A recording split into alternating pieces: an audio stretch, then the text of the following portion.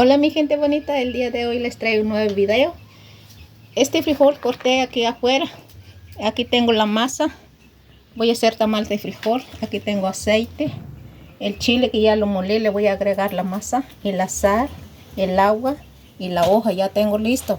Ahora acompáñame a freír mi aceite.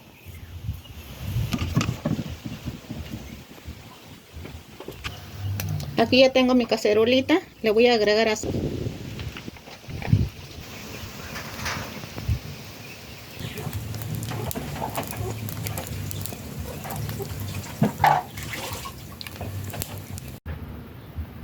Ahora ya lo voy a amasar mi masa. Le voy a agregar sal.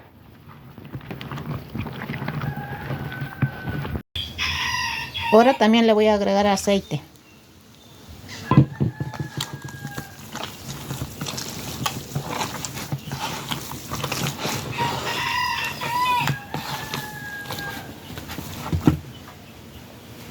Ahora le voy a agregar frijol.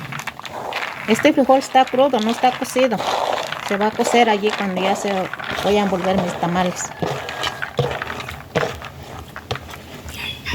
Ahora la salsa.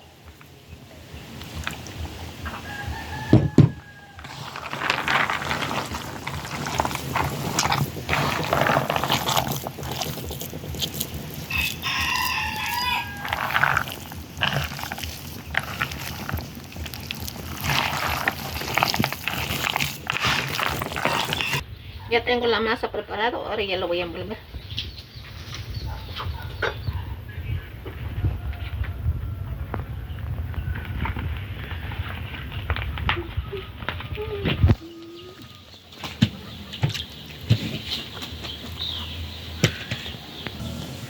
Ahora ya voy a poner en la olla. Ya lo voy a poner en la olla para que se vaya calentando ya. Así me quedó mis tamales de frijol de lenteja, la que se da aquí en el campo. Y voy a acompañar con la salsita. Así me quedó. Espero que les haya gustado el video y nos siga viendo mi canal.